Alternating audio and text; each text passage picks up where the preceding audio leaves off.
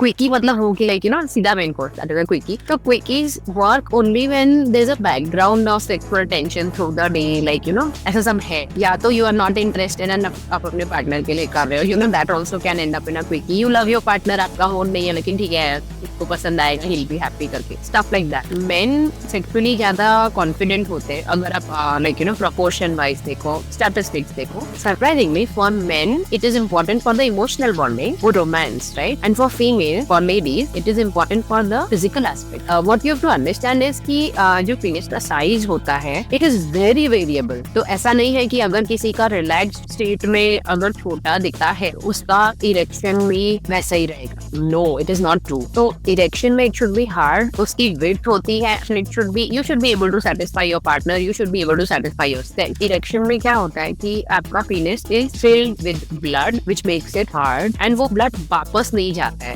Block होता है, वो blood वहीं पे रहता है जब तक आपका ejaculation नहीं हो जाता. Once you ejaculate, फिर उसके बाद धीमे धीमे वो बैठ जाता है, erection बैठ जाता है. बट आप वाइग्रा लेते हो, it's going to do something extra. You don't need it, but आपने लिया है तो it's going to do something extra. Pull out method में क्या होता है कि just before you climax, just before the man ejaculates, he pulls out of the vagina and he ejaculates somewhere outside the vagina. Please use condom. Oral sex cannot cause cancer. Risky it is कि जब कोई alcohol लेता है inhibition कम हो जाता है तो आपकी डिजायर आ सकती है अच्छी खासी. बट जब आप एक्चुअली करने जाओगे यू विल नोटिस कि आपका dick is not working how it should be. वो थोड़ा लेट है, थोड़ा सॉफ्ट हो जाता है. There are no condoms involved and you don't know the partner very well. ऐसा कुछ अगर हो गया then you are exposing yourself to huge STDs like HIV, AIDS, exposing yourself to HPV, chlamydia, gonorrhea, syphilis, all sorts of STDs आप stranger के साथ जा. तो आज के पॉडकास्ट में आप सभी का स्वागत है। उम्मीद है आप सबके दिन अच्छा रहा होगा। तो आज के जो हमारे गेस्ट हैं डॉक्टर मिताली श्रीवास्तव, और इनके पास बहुत सारी नॉलेज है, बहुत सारा experience regarding a topic which is a taboo in today's time also. तो सबसे पहला सवाल जो मुझे इंटरनेट पे मिला कि what is the link between romantic relationships and mental health, दोनों के बीच में क्या कनेक्शन है, क्या लिंक है, और do we actually need relationships, because काफी लोग अकेला रहना भी पसंद करते हैं। यस, ये एक्चुअली बहुत अच्छा क्वेश्चन है to start with. Normally human nature जो होता है उसका एक बहुत important need is communication. And communication can be verbal, it can be physical. And ये जो कम्युनिकेशन रिलेटेड नीड्स हमारी है ये एक रिलेशनशिप बहुत अच्छी तरीके से फुलफिल करती है. सो जैसे कि आपने सुना होगा एक बहुत कॉमन फ्रेज है, फ्रेंड्स विद बेनिफिट्स, राइट? तो वो एक फिजिकल नीड फुलफिल करती है but not necessarily emotional need. And then there is something, एक रोमांटिक रिलेशनशिप, हम लोग एग्जांपल्स यूज कर रहे हैं, राइट? तो एक रोमांटिक रिलेशनशिप आपकी इमोशनल नीड्स फुलफिल करेगी, जहाँ ऊपर नीचे प्यार की खींचातानी जो होती है, नॉट नेसेसरली उसमें फिजिकल एस्पेक्ट हो, बट वो तो ऑब्वियसली दोनों नीड्स पूरी करती है. ना हो तो भी ऑफन एज के हिसाब से देखा जाए तो रोमांटिक रिलेशनशिप्स ज्यादा परसिस्ट करती हैं. यंग एज में आप सिर्फ रोमांटिक रिलेशनशिप में होते हो, आप फिजिकली एक्टिव नहीं हो उसमें, but it's a very fulfilling, very satisfying, शायद लाइफ की बेस्ट मेमोरीज उस टाइम की होती है, right? And then old age में आप देखो बच्चे हो जाते हैं, मिडिल एज होती है, ओल्ड एज होती है, उस टाइम पे भी what persist in your life is romantic relationship. Physical intimacy and physical relationship जो होती है वो एक एडेड बोनस है. Of course it is needed, but उसमें जरूरी नहीं है कि आप एक पार्टनरशिप में हो. यू कैन ऑब्वियसली अपनी फिजिकल नीड्स आप अपने हाथ से भी सेटिस्फाई कर सकते हो. तो romantic relationships are actually very important and वो आपकी लाइफ को एक एक्स्ट्रा सेटिस्फैक्शन देती है, एक एक्स्ट्रा आपकी मेंटल हेल्थ को सपोर्ट देती है, because you always have a person जिस पे आप डिपेंड कर सकते हो. एंड जरूरी नहीं है कि ये पर्सन आपका लव इंटरेस्ट हो या क्रश हो या पार्टनर हो या हस्बैंड हो या गर्लफ्रेंड बॉयफ्रेंड हो. It can be a friend, it can be somebody like आपकी फैमिली में कोई हो, आपके बच्चे हो सकते हैं, आपकी सासू माँ हो सकती है, समबडी जो आपका हाथ इमोशनल वेलबींग में हाथ पकड़ता है. एंड ऑफन इस इंसान का सपोर्ट भी करते हो. इट्स लाइक सिम्बायोटिक रिलेशनशिप जिसमें आप दोनों जने या relationships are very important. Romantic relationship बहुत अच्छे से सेटिस्फाई करती है ये एक कम्युनिकेशन की need in humans.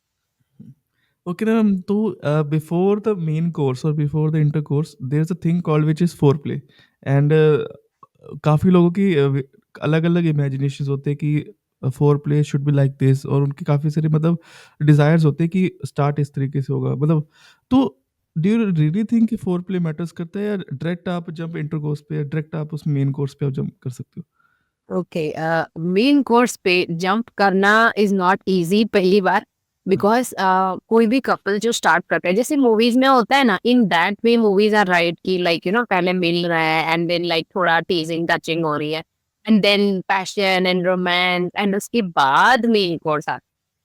That actually work because जब there is foreplay the body is ready, your mind knows what to expect, your mind knows कि oh something good is coming and आपकी body भी ready होती है। It takes time to get ready, अपनी body को ready होने में time लगता है because there are a lot of hormones involve, there are lot of chemicals involve. तो इसलिए foreplay is very important and हमारे पास जो पेशेंट्स आता है I think it is one of the commonest advice that we give as sexologist कि आप foreplay में एक्चुअली एंगेज करो कायदे से। क्विकीज, क्विकी मतलब हो कि लाइक यू नो सीधा main course that is quickie. तो quickies work only when there's a background of sexual tension through the day, like you know ऐसा सब है। या तो you are not interested and आप अपने पार्टनर के लिए कर रहे हो, you know that also can end up in a quickie. You love your partner, आपका होन नहीं है लेकिन ठीक है इसको पसंद आएगा, ही विल बी हैप्पी करके स्टफ लाइक दैट, ठीक है। तो वो क्विकी होता है, that is also fine, but majority like आपका मेजॉरिटी एनकाउंटर्स में foreplay should be there because your body has to be ready. When your body is not ready आपको पेन हो सकता है, आप you are not properly aroused, you are not properly lubricated. तो उसमें क्या होता है ना, चाहे लड़का हो या लड़की हो, it can cause dryness, it can cause pain and emotional जो टच होता है ना वो उसमें खिसक जाता है। तो foreplay increases the emotional bonding and then you go on to the physical aspect and that makes it all the more romantic. तो obviously foreplay is very important, medically भी it is very very important. तो ma'am specially men के लिए ज़्यादा ज़रूरी है या women के लिए, दोनों के लिए इक्वली? दोनों के लिए इक्वली जरूरी है। The thing is main sexually ज्यादा कॉन्फिडेंट होते हैं अगर आप like you no proportion wise देखो, स्टैटिस्टिक्स देखो, बिकॉज मेन एक्सपोज हो जाते हैं टू सेक्सुअलिटी थोड़ा जल्दी एक्सपोज होते हैं बिकॉज कोई ना कोई होता है जो आपको गाइड कर देता है, देख बेटा तू पॉर्न देखते देखते, कोई मामा का बेटा होगा, काका का बेटा होगा, कोई ना कोई आपके आजू बाजू होगा, कोई फ्रेंड होगा, सीनियर होगा, पियर्स जो आपको इंट्रोड्यूस कर देंगे टू मैस्टरबेशन, ठीक है। And then you know what you like, आपको पता है आपको क्या करना है कि आपको ऑर्गेज़म आ जाए, क्लाइमैक्स आ जाए, ठीक है। यही चीज लड़कियों में नहीं होती है बिकॉज लाइक यू नो उनको एक तो एक्सपोजर कम होता है, अब बढ़ रहा है which is very healthy, very good, but ये जो गैप है ना, ऑर्गेज़म गैप बोलो या क्या बोलेंगे, एक्सपोजर का जो गैप है, उसकी वजह से वुमेन थोड़े इनहिबिटेड हो सकते हैं। स्पेशली हमारे जो पेशेंट होते हैं जो ऑलरेडी मैरिड हैं, उन लोग में भी हमने देखा है कि जब वो हमारे पास आते हैं इस चीज को लेके कि हम लोग को अपनी सेक्स लाइफ ठीक करनी है या इसको नहीं मजा आता है मुझे चाहिए ऐसा, you know the male partner से इसकी मेरे को चाहिए कि हमारी सेक्स लाइफ अच्छी हो बट इसको नहीं मजा आता है and I don't want to hurt her, कि मुझे चाहिए कि ये भी इंजॉय कर पाए।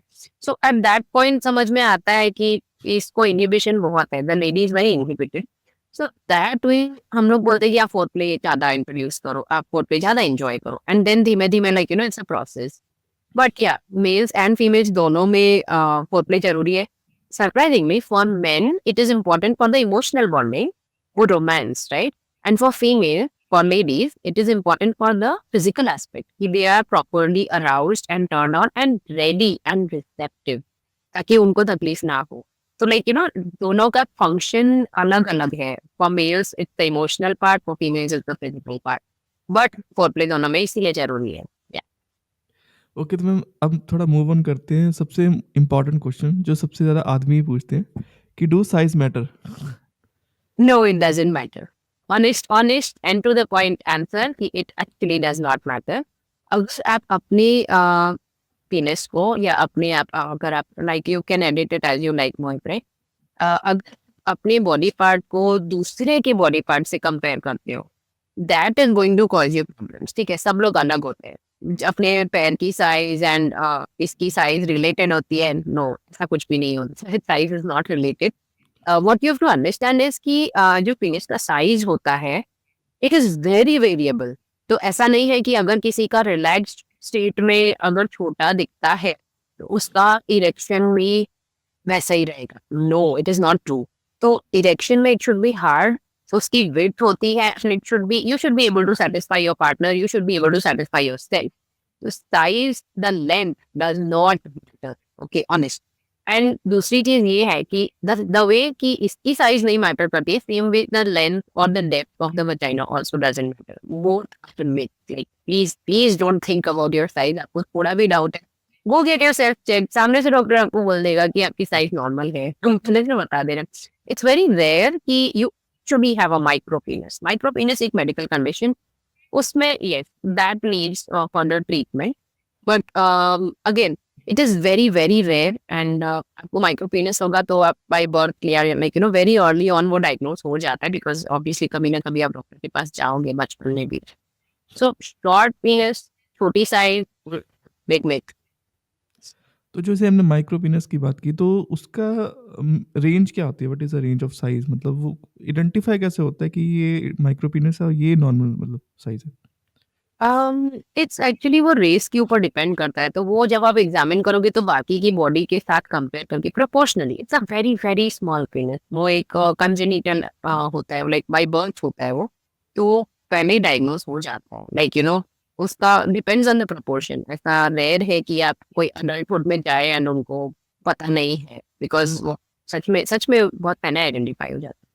एंड अगर नहीं होता है, कहीं बाद में पता लगता है, तो भी it's a very very small fingers. मतलब लाइक उसका कोई सेंटीमीटर ऐसा हम नहीं दे सकते हैं, बट प्रोपोर्शनली देखा जाए तो it is abnormal and it is very small. मतलब इट्स अ स्टंटेड, उसकी लेंथ नहीं होती ऐसी कोई खास, तो it looks different from a normal fingers. या तो जैसे अब देयर आर मेनी सप्लीमेंट्स और you can say there are many alternatives, like if I मतलब अगर मैं बात करूँ वाइग्रा की अगर बात करूँ, तो वाइग्रा का बेसिक जो लोग समझते हैं कि इरेक्शन में काफ़ी हेल्प करता है, या बेसिकली जो मतलब और परफॉर्मेंस, काफ़ी लोग मानते हैं कि परफॉर्मेंस इंक्रीज़ हो जाती है। तो मुझे सही सही मायने में जानना है कि वाइग्रा किस लिए यूज़ होता है? और वो वाइग्रा कैसे काम करता है? How does it work? और तीसरा question, how does it long last? मतलब कितनी देर मतलब वो जी काम सस्टेनेबिलिटी करता है। मेंटेन जी। या ओके, तो अभी वाइग्रा, उसका Viagra is just a common name. Actually बहुत अलग अलग नाम आते हैं उसके। उनका मैकेनिज्म ऑफ एक्शन अगर आप देखो ना, तो बेसिकली इरेक्शन में क्या होता है कि आपका penis is filled with blood which makes it hard, and वो ब्लड वापस नहीं जाता है, ब्लॉक होता है, वो ब्लड वहीं पे रहता है जब तक आपका इजैक्यूलेशन नहीं हो जाता। वंस यू इजैक्यूलेट, फिर उसके बाद धीमे धीमे वो बैठ जाता है, इरेक्शन बैठ जाता है। तो ये जो है, ये जो इरेक्शन जो आपको वाइग्रा दे सकता है, वो इरेक्शन नॉर्मल आपके इरेक्शंस जो होंगे उससे ज़्यादा हार्ड हो सकते हैं, ठीक है? वो आपका इरेक्शन मेंटेन भी कर सकते हैं, but remember these are artificial erections. अगर आपको प्रिस्क्राइब नहीं है, अगर आपको एक्चुअली कोई पैथोलॉजी नहीं है पीछे, आप फोकस में ले तो वाइग्रा, तो it's going to give you fantasy erections, ठीक है? एंड वी डोंट रिकमेंड, क्योंकि फिर क्या होता है ना कि आपको ऑब्वियसली नेचुरल इरेक्शंस जो होते हैं वो अच्छे होते हैं, they are good enough, they are good enough, ठीक है? बट आप वाइग्रा लेते हो, it's going to do something extra. You don't need it, but आपने लिया है तो it's going to do something extra. It is going to be artificial. तो आपका इच्छा क्या होगा, नहीं मेरे को हर बार इतना अच्छा चाहिए, wow this is so good, मुझे हर बार चाहिए, तो एक डिपेंडेंस बन जाती है। We don't recommend it because natural erections are really actually truly good enough. आपको इजैकुलेट करना है, आपको क्लाइमैक्स आना चाहिए, एंड वो आ जाता है naturally too. Unless of course you have some dysfunction, या जैसे एक dysfunction बोल, तो उसमें लाइक आपको तकलीफ है, या किसी लाइक कोई पोस्ट सर्जिकल हो, या कोई तकलीफ है जिसकी वजह से आपका इरेक्शन नहीं ठीक से हो पा रहा है, ठीक है? अनदर थिंग इज कि desire does not fall from the sky, ठीक है? वो आपको इरेक्शन दे नहीं सकता है। Viagra can only maintain your erection, कि आपका एक बार आपका इरेक्शन हो रहा है तो इट विल मेंटेन, इट रहेगा थोड़ा टाइम एंड देन वो सेटल हो जाएगा, ओके? नेचुरली क्या होता है कि जैसे इरेक्टाइल डिस्फंक्शन के पेशेंट्स में होता है कि वो अगर उनको इरेक्टाइल डिस्फंक्शन है तो वो अफेक्ट हो जाते हैं इजीली। उसमें क्या होता है कि अगर, क्योंकि थोड़ा सा कॉन्फिडेंस का इशू आ जाता है समटाइम्स, यू नो, कि बार बार आप अपने पार्टनर के साथ लाइक यू नो रिलेशन रखना चाहते हो, एंड आप जब भी रखने जा रहे हो आपका इरेक्शन आता है बट वो जल्दी से सॉफ्ट हो जाता है, या आप ठीक से पेनिट्रेट नहीं कर पा रहे हो, या पूरा कंप्लीट नहीं कर पा रहे हो। सो ये सब जो चीजें होती है ना, ये मेंटली भी अफेक्ट करती है। दूसरी चीज़ है, अगर पेशेंट को पहले से ही कुछ और मेंटल हेल्थ इश्यूज हैं, फॉर एग्जांपल कोई बहुत स्ट्रेसफुल टाइम से जा रहा है या बहुत डिप्रेस्ड है या फैमिली में कुछ तकलीफ हुई है, anything, it could be anything, ठीक है, या इवन गर्लफ्रेंड के साथ इश्यूज हैं या वाइफ के साथ इश्यूज हैं, पेरेंट्स के साथ इश्यूज है, so many things, anything can affect your bedroom life. तो ऐसे केसेस में क्या होता है ना, उनको इरेक्शन मेंटेन करने में तकलीफ हो सकती है। This is psychogenic feeling, psychogenic erectile dysfunction की एक्चुअली ब्लड वेसल्स या टिश्यूज में प्रॉब्लम नहीं है, the problem is psychogenic. Just because it is psychogenic does not mean कि उसका बस समझा समझा के ट्रीटमेंट हो जाएगा। Yes, counselling plays a huge role, लेकिन ऐसे लोगों में भी वाइग्रा हेल्प्स, ठीक है। बट दैट्स द थिंग, बताइए कि आपका कुछ बैकग्राउंड हो, you actually need it and you take, going to help you. आपके नेचुरल नॉर्मल इरेक्शन के जैसा वो आएगा या उससे ज्यादा अच्छा भी आ सकता है। हम लोग हमेशा समझाते हैं कि जब आप वाइग्रा लेके आपके इरेक्शन जो होते हैं, डोंट कंपेयर देम। आपके पार्टनर वाले जो इरेक्शंस होते हैं वो अलग होते हैं, आपकी मैस्टरबेटरी इरेक्शंस अलग होते हैं, आपने सप्लीमेंट लिया है वो इरेक्शंस अलग होते हैं। तीनों में से किसी को भी एक दूसरे से कंपेयर नहीं करना चाहिए। बिकॉज जब आप मैस्टरबेट करते हो, आप कंट्रोल करते हो कि आप कितना टाइट पकड़ सकते हो, और आप फ्रिक्शन कंट्रोल करते हो, कितना देर तक कर सकते हो वो कंट्रोल करते हो। तो those erections are going to be very different from partner erections. आपके पार्टनर का मतलब वजाइना हो या जो भी हो, वो अपने हाथ से कर रहे हैं, दैट इज डिफरेंट, राइट। तो उसमें आप गाइड कर सकते हो उनको, but you can not guide a vagina कि इतना टाइट कर ले तू, that doesn't work like that. And same way with Viagra, it's going to give you an erecting, but it's going to be very different from these other two types of erections. अगर आपको जरूरत नहीं है, we really don't recommend. If you need it, get it prescribed, use it. उसका सही सही तरीका होता है यूज करने का, उसकी डोजेज होती है, एंड हम लोग धीमे धीमे वो डोज कम करते हैं, and then patients are go back to being satisfied with their natural erections. Don't use it unprescribed, उसकी जरूरत नहीं है, दैट इज व्हाई। एंड वो it is long lasting because वो एक दवा है, it acts at a molecular level, and बस दैट इज व्हाई उसके erections are different. Understand that, and it is depends on what type of Viagra you are using. Like I told you, Viagra बहुत different type की आती है, right? तो depending on the type, कितना देर तक उसका असर रहेगा। एंड ऐसा नहीं है कि आपने you pop a Viagra and then you go have sex. It doesn't work like that. वो एक हम लोग टाइम ड्यूरेशन देने हैं कि आपने ये वाली दवा ली है, देन आपको इतना देर वेट करना है, then you have to go have sex, then वो दवा एक्ट करेगी। दैट इज टायरसम कि आप दवा ले ली है एंड देन 2 घंटा आप वेट कर रहे हो कि अब मेरे को जाना है, कि 4 hours लेटर, ऐसे। That's not fun at all. So don't think कि Viagra is some magic pill. It's not. It's a medication. Treat it like one. Do you think कि are there any serious side effects of using these medicines, कि इसके अगर dose लिखी है, जो prescribed है, अगर उससे ज़्यादा अगर यूज़ कर लिया जाए तो उसके सीरियस साइड इफेक्ट भी हो सकते हैं?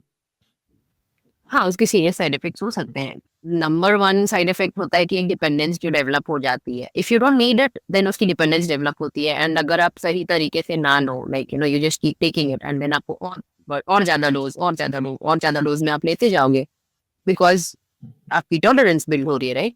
एक्चुअली उससे टॉलरेंस बिल्ड नहीं होती, बट जब आपको जरूरत नहीं है एंड आप फालतू में ले रहे हो, देन आपको टॉलरेंस बिल्ड होने का chance in a psychological way, right. तो वो एक चीज है। अदरवाइज मेडिकली उसके जो साइड इफेक्ट्स होते हैं, depends on what type of drug you are taking. तो थोड़ा नॉजिया, थोड़ा सा हल्का पैल्पिटेशंस टाइप का हो सकता है। There is also another thing कि अगर पेशेंट को पहले से हार्ट के इश्यूज हैं या ओबेसिटी है या कोई भी और हाइपरटेंशन, डायबिटीज, कुछ और बैकग्राउंड में है, please don't take Viagra without a prescription. You don't have to take, because वो आपकी बाकी की जो हेल्थ है, जो ऑलरेडी जिसमें कुछ कुछ फ्लोटिंग है, हाइपरटेंशन की, आपके हार्ट के इश्यूज हैं ना, वो बिगड़ेंगे। तो that is why don't take Viagra if you have some other comorbid condition.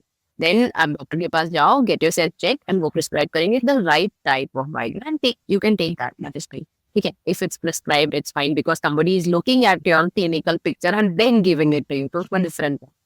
Another side effect would be कि जो लोग ओवरडोज करते हैं, लाइक बहुत ज्यादा खा लेते हैं, young people जिनको नहीं पता होता है, जिनकी sometimes it can happen कि like over confidence या over nervousness में कोई ज्यादा ले ले, it can lead to something called as priapism, जिसमें आपका इरेक्शन नीचे नहीं उतरता है, very rare, but ये complication is very painful, very embarrassing, then you have to immediately go to a urologist and get it done, get it fixed। तो cervical issue है वो अवॉइड करना चाहिए। Like, I'm really telling you कि उसके side effects होते हैं।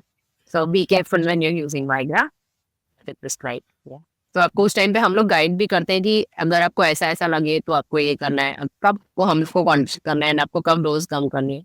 With the right information, you go on the right path, right? That's it. तो डू यू रियली थिंक कि जो इमोशनल ट्रॉमा होता है जैसे चाइल्डहुड में या अडल्टहुड में, तो वो काफ़ी हद तक एक इम्पैक्ट करता है आपकी परफॉर्मेंस पे? Yes, ये भी बहुत सही बात है.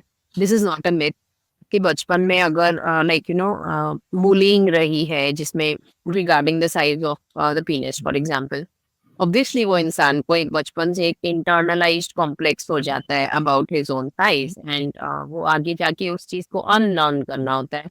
आगे जाके रीऑर्गेनाइज करते हैं हम लोग थॉट्स कि नहीं ऐसा नहीं है and it was not your fault कि you don't have to believe that. But वो ये कि उतनी यंग एज पे किसी को ऐसा बार बार कोई बोले चिढ़ाए तो it can affect them. Even even उनके साइकी उनके सेल्फ कॉन्फिडेंस तक असर कर जाता है एक ऐसी पॉइंट पे बुलिंग. बट वही that is why we have to try to give the next generation a better environment. तो bullying अगर आपको दिखती है then like take note of it and try to like reach the right authorities.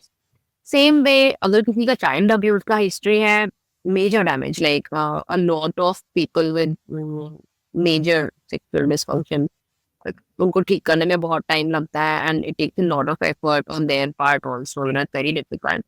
उन लोग की history में अगर चाइल्ड अब्यूज रहा है या सेक्सुअल अब्यूज रहा है एट एनी टाइम चाहे बचपन में चाहे टीन ईयर्स में इवन अर्ली एडल्टहुड में, it will cause trauma, it will cause difficulty because उनके लिए sexual activity is not something pleasant. It's going to feel like a violation. तो उसमें से निकलना, एक हेल्दी लविंग पार्टनर के साथ relationship banana, it's a task but it can be done and it's very healing. When you do it, it's very healing. So yeah, मतलब वो definitely it is there. You have to protect the little ones, you have to protect your teen years, you have to protect the young adults from bad relationships, from abusive relationships, and ऐसा type का trauma will carry forward. So you have to protect them. And अगर हो गया है, somebody who's already gone through it, then see the right person, see the right counselor to fix it, to get out of it.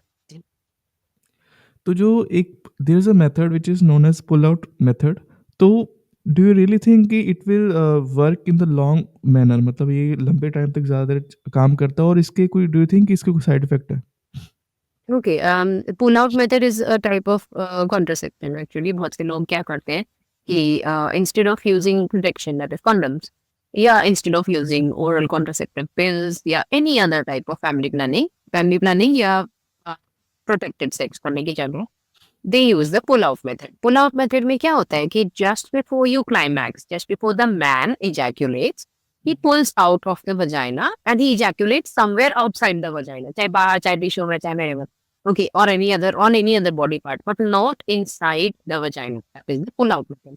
Very common sort of contraceptive measure, especially अगर spontaneous situation है and condom नहीं है साथ में, उसमें भी हो सकता है. Some people are just okay with it because some people don't like using condoms, so they prefer the pull-out method.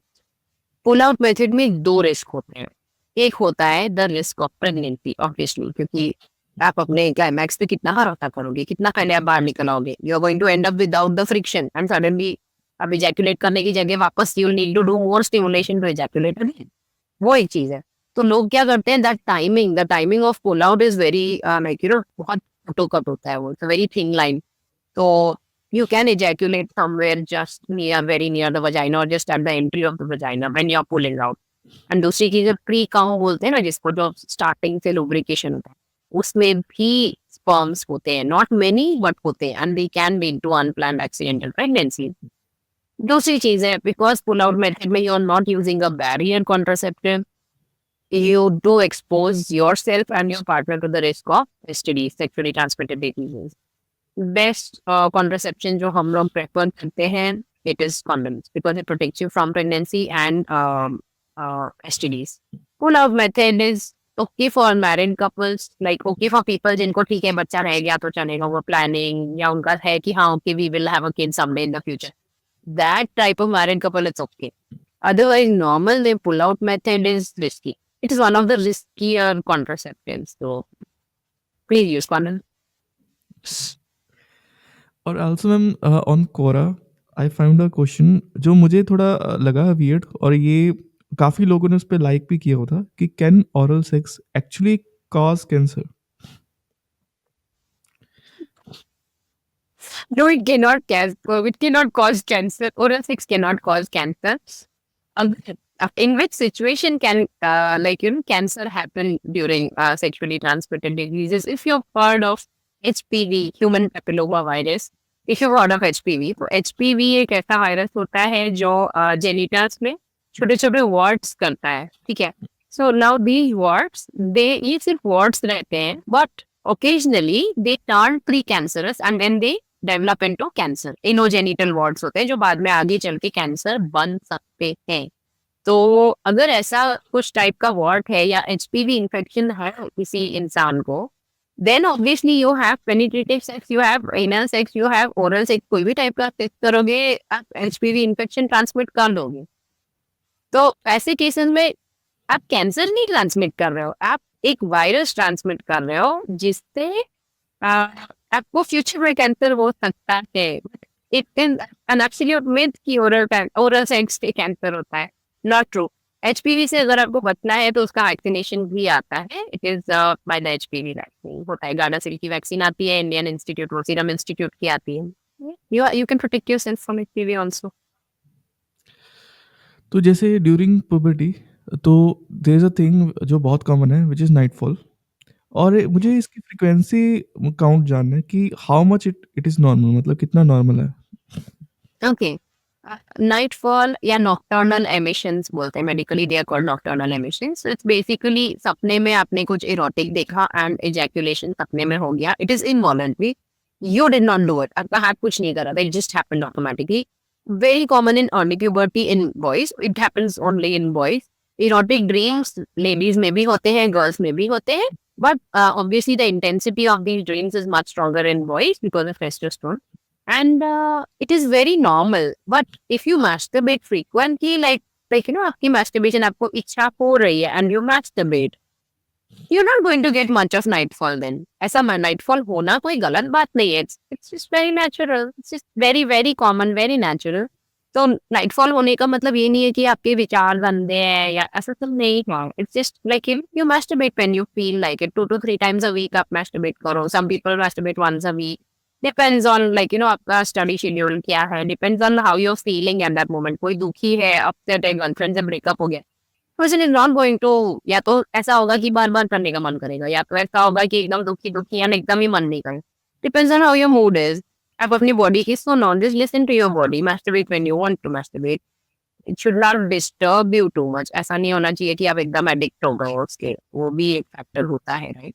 And nightfall होना is very natural. You don't have to do anything about it. It just means कि आपके hormones normal है. It's fine, very normal.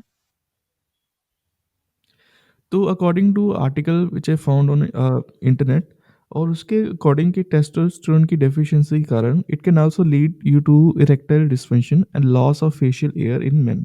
तो what are the natural veg जिससे हम testosterone को boost कर सके, टेस्टोस्टेरोन के लेवल्स को बूस्ट कर सके, और इसके पीछे की मुझे कहानी को समझना है कि टेस्टोस्टेरोन लेवल्स ड्रॉप क्यों कर रहे हैं दिन पे दिन?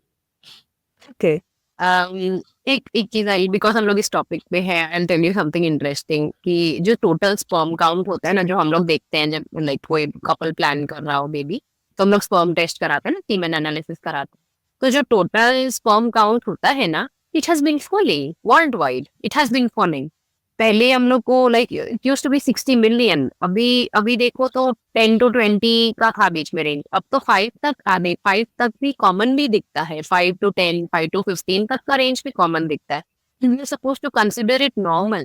डिड यू नो कि हम लोग के लाइक ह्यूमंस का स्पर्म काउंट इज फॉलिंग. तो इट माइट बी इवोल्यूशनरी. क्यों है उसका रीजन? बहुत सारे रीजन है actually. But coming to testosterone, जब टेस्टोस्टेरोन बॉडी में नॉर्मल होता है ना, तो स्पर्म्स अच्छे से बनते हैं. तो like you said, testosterone levels are also थोड़ा थोड़ा डिक्लाइनिंग. एंड कॉमन हो गया है नहीं टेस्टोस्टेरोन कम होना. आपको नेचुरली टेस्टोस्टेरोन बूस्ट करना है की जगह अगर आप ये सोचो कि हम अपने टेस्टोस्टेरोन को गिरने से कैसे बचाएं, तो आप कुछ कर पाओगे. तो इसमें क्या होता है कि आपकी बॉडी टेस्टोस्टेरोन बनाती है एंड आपकी बॉडी जो टेस्टोस्टेरोन होता है, it works on your facial hair, it works on hair growth, body growth, muscle growth, it works on obviously sperm production, ये सब चीजें। तो जब आजकल जैसे आप देखो कि ओबेसिटी बढ़ गई है, right, obesity is being overweight, तो जिसमें वेट ज्यादा होता है, जिस आपकी बॉडी में फैट ज्यादा होता है, मसल्स तो है बट फैट भी ज्यादा है, what is going to happen, जिस हार्मोन से, जहां से टेस्टोस्टेरोन आता है, जो प्रोडक्ट से टेस्टोस्टेरोन आता है, वो प्रोडक्ट टेस्टोस्टेरोन की जगह फैट में एस्ट्रोजन में बन जाता है। फेमिनाइजिंग हार्मोन होता है एस्ट्रोजन। एस्ट्रोजन आपको पता है लेडीज का हार्मोन है। It is found in ladies in higher proportion. Men का टेस्टोस्टेरोन है, वुमेन का एस्ट्रोजन प्रोजेस्टेरोन है। तो ये प्रोडक्ट होता है ना, ये फैट में एस्ट्रोजन में बन जाता है। तो आपका टेस्टोस्टेरोन तो कम बन ही रहा है, साथ साथ आपका एक फेमिनाइजिंग हार्मोन भी बॉडी में है। तो क्या होता है, जिन लोग में ये इम्बैलेंस आ जाता है, उन लोग में गायनेकोमेस्टिया, गायनेकोमेस्टिया इज जैसे मेन में they don't have like breast, heavy breast नहीं होता है, बट गायनेकोमेस्टिया होता है तो थोड़ा हेवी ब्रेस्ट होता है। This is common in overweight या obese people. This very normal, उसके लिए बॉडी शेमिंग नहीं करनी होती है। Understand that it's a hormonal process and they can reverse it, they can fix it. तो बहुत सारी कंडीशंस होती हैं, लेट्स नॉट जनरलाइज, बट मतलब ऐसा है कि टेस्टोस्टेरोन कम होता है, एस्ट्रोजन थोड़ा थोड़ा बढ़ता है एंड उसकी वजह से बॉडी में चेंजेस आते हैं, आपका हेयर ग्रोथ इफेक्ट हो जाता है एंड जो आपका फैट डिस्ट्रीब्यूशन है बॉडी का, जिस हिसाब से फैट आपकी बॉडी में, मेल्स जब मेन जब वेट पुट ऑन करते हैं तो इट्स मोर ट्रंकल, लाइक पीठ पे आएगा ना। तो इसमें क्या होता है, जब टेस्टोस्टेरोन कम हो रहा है, एस्ट्रोजन थोड़ा बढ़ रहा है, what happens is आपका फैट डिपोजिशन लेडीज के पैटर्न पे आ जाता है। हिप्स पे ज्यादा डिपॉजिट होगा, थाइस पे ज्यादा डिपॉजिट होगा, फेस के लाइक चिन एंड आर्म पे ज्यादा डिपॉजिट होगा। But it depends, obviously there is a person to person variation. लेकिन टेस्टोस्टेरोन कम होने की वजह से आपकी बॉडी में ये चेंजेस आते हैं। एक और चीज जो होती है, जब आपका टेस्टोस्टेरोन कम होता है, आपका लिबिडो कम हो जाता है, your desire to indulge in sexual activity goes down. वो भी एक चीज है। तो आप क्या कर सकते हो कि आपका टेस्टोस्टेरोन डाउन ना हो, मेंटेन रहे, हेल्दी लेवल्स में रहे। बढ़ाने की जरूरत नहीं है, like you don't to work to increase your testosterone, you just have to let it stay in the healthy range. उसको नीचे नहीं गिरने देने के लिए you can lead a healthy life. Mental health का ऑब्वियसली नंबर 1 ध्यान रखना है। नंबर 2 इज कि जो आप अपने मुंह में डाल रहे हो, जो भी आप खा रहे हो, it has to be healthy. आप प्रोसेस्ड फूड खाओगे, आप वो बड़ा पाव एंड चीज वाला, जो बड़ा पाव इज फाइन, ठीक है, और उसके ऊपर जो चीज, मेयोनीज, वो तंदूरी टिक्का मसाला, पता नहीं क्या क्या डालते हैं, तो लाइक एक्स्ट्रा जो प्रोसेस्ड, हेवीली प्रोसेस्ड फूड जो होता है, that is going to cause fat deposition, ठीक है। एंड प्रोसेस्ड फूड में सब आता है, हाँ, there is refined sugar, there is oil, like आपका लेज का चिप्स होता है, कुरकुरे होता है, like so many packaged processed foods. And आप डीमार्ट में खड़े हो जाओ, आप कहीं कहीं भी कोई भी सुपर स्टोर में खड़े हो जाओ, यू लुक अराउंड, आपको शायद खजूर के सिवाय दूसरी कोई चीज नहीं दिखेगी जो प्रोसेस्ड नहीं है। खजूर भी थोड़ा प्रोसेस्ड होता है but it's healthy. Like that's what I am saying कि हमारी दुनिया में, हमारी डाइट में बहुत भयंकर चेंजेस आए हैं। We take a lot of refined foods, we take a lot of processed foods. तो उसकी वजह से definitely hormones are affected both in males and females. और दूसरी चीज जो आप कर सकते हैं अपने टेस्टोस्टेरोन लेवल्स को मेंटेन करने के लिए, to work out, like exercise regularly. आपकी 3 चीज है, your mental health, your diet and your exercise, या लाइफस्टाइल। मेंटेन गुड पोस्चर, अच्छे से वॉकिंग करो, एक्सरसाइज करो and avoid smoking, tobacco, alcohol, ये सब लिमिट में होना चाहिए। हम लोग मना करते हैं, डॉक्टर्स भी से कि मतलब ये habits they bad habits, avoid करना चाहिए obviously.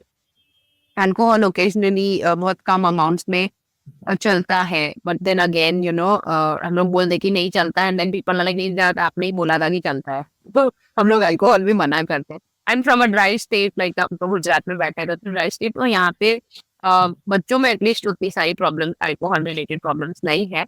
So that's what, like you no, यहाँ पे अल्कोहल करते, स्मोकिंग एंड टोबैको का ज्यादा दिखता है, वो हम लोग मना करते हैं। You know, it is going to affect your fertility eventually, it is going to affect your libido, it is going to affect your testosterone levels. So ये 3-4 पॉइंट्स अगर आप ध्यान रखो, take the right diet, proteins खाओ, अगर आप workout कर रहे हो, मसल बिल्ड कर रहे हो, great for you, muscle build करोगे, फैट लॉस करोगे, your testosterone levels will rise, या इन अ लाइन। तो जैसे आपने अल्कोहल की बात की, अल्कोहल कंजम्पशन की बात की, तो एक में मुझे आर्टिकल मिला जो मुझे मेरे लिए बिल्कुल नया था, व्हिच इज़ व्हिस्की डिक।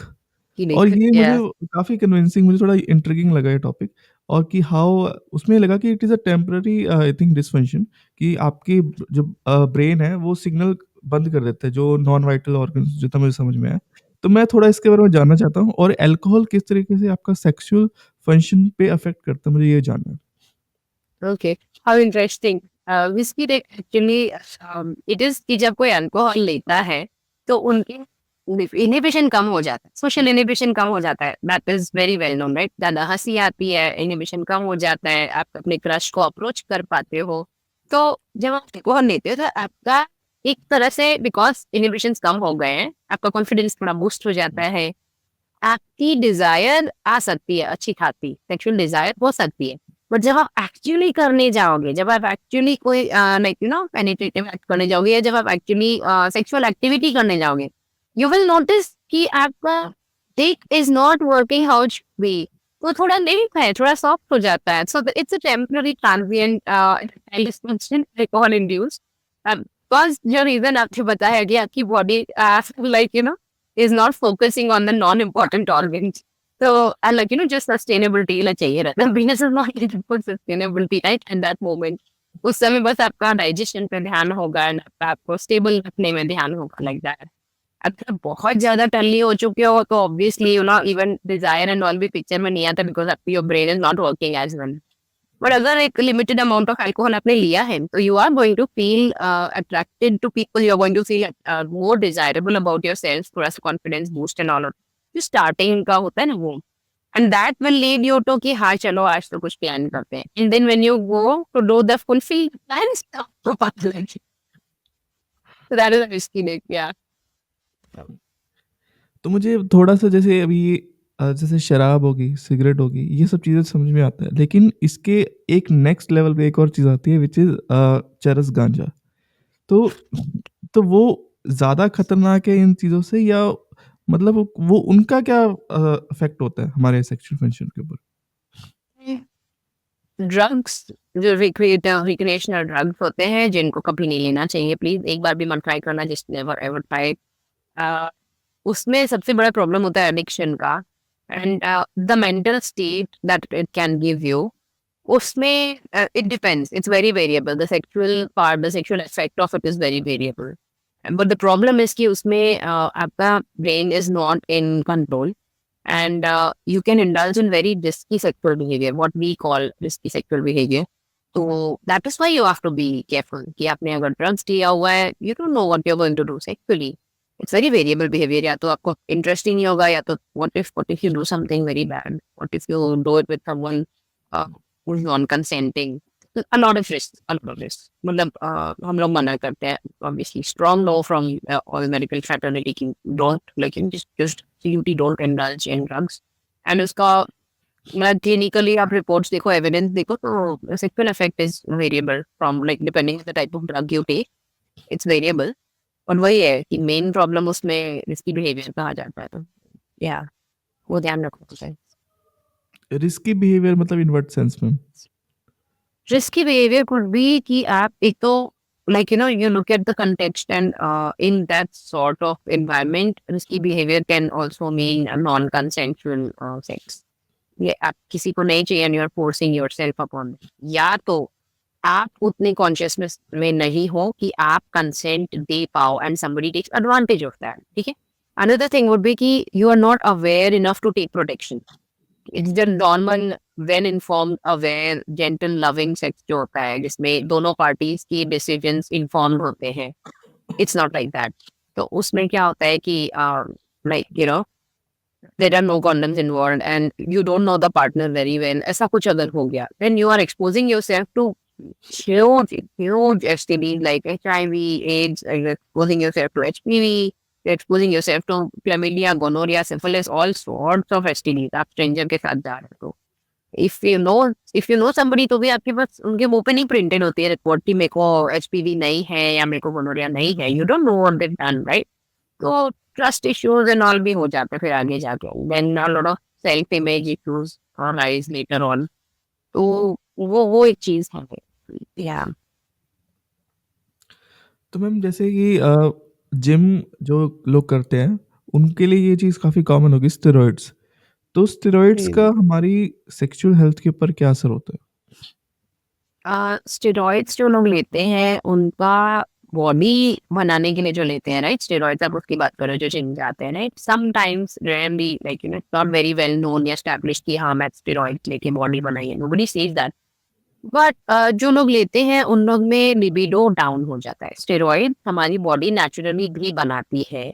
जब आप वही स्टेरॉइड एक्सटर्नली लेते हो, एक्सेस में लेते हो, your body does not needed to survive, but आप ले रहे हो for whatever reason you are taking it, ठीक है। समटाइम्स हम लोग even it's used as a medicine, right, for so many condition. तो हम लोग भी स्टेरॉइड्स लेते हैं जब, like for whatever medical condition. तो उसमें रहता ही है, like the libido will go down for sure. उसका क्लियर कट साइड इफेक्ट वही है कि आपका the desire to indulge in sexual activity goes out of the window, and then उसमें से रिकवर हो जाए। You stop steroids and then उसमें से वो रिकवर हो जाता है, मोस्टली रिकवर हो जाता है। Those people who are affected mentally by it, कि उस टाइम पे, उसी दौरान जब स्टेरॉइड्स चालू था, उनका लिबिडो लो था, उस टाइम पे कुछ अनबन हो गई हो पार्टनर के साथ, या उस टाइम पे बार बार डिसफंक्शन हो रहा हो, इरेक्टाइल डिसफंक्शन हो रहा हो, या एनी अदर इशू, देन वो स्टेरॉइड बंद करने के बाद भी, बिकॉज वो देन साइकोजेनिक बन सकता है, कि उनके दिमाग में बैठ गया है कि नहीं, there something wrong with my penis, there something wrong with my body.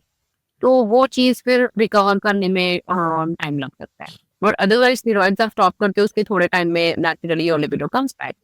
If it is not needed, best not to take steroids. Extra body में केमिकल क्यों डालने हैं? ओके, तो अनदर क्वेश्चन इज़ कि is it good to have sex during periods? ये भी काफ़ी मुझे मतलब एक मोस्ट फ्रीक्वेंट क्वेश्चन मुझे इंटरनेट पे मिला। ओके, या हमारे पेशेंट्स भी पूछते हैं हम लोग ओकेजनली कि लाइक पीरियड्स चल रहा है एंड उसमें भी हम लोग सेक्स कर सकते हैं क्या। For a lot of women periods के टाइम पे जो हॉर्मोन्स होते हैं, वो ऐसे नहीं होते हैं कि they would want to have sex. But again because hormones and उनका असर is very variable, depends person to person. Sometimes women do enjoy that they have this like horny feel करना, तो desirable feel करना, या that desire, just that desire to indulge in some sort of sexual activity during periods आ सकती है। It is more common in ovulation, लेकिन period पे भी हो सकता है। The it is not unsafe to have period sex, not at all, it is not unsafe। उसमें क्या है कि ऑलरेडी जो लड़की है उसको क्रैम्प्स हैं, like because periods can be painful, उसमें these people are not going to enjoy sex that way. कि अगर उनका मन है and you go for it, definitely try it. As a matter of fact, periods में masturbate करने से like it's messy obviously, because blood है में, it's messy।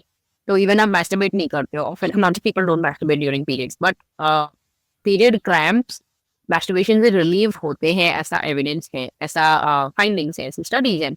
And may be like obviously sex से भी आपको ऑर्गेजम मिलेगा ही, and that can relieve like period cramps.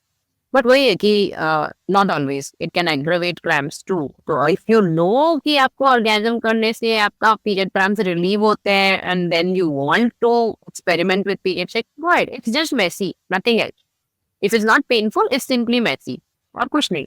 It's not harmful, it's not going to do anything।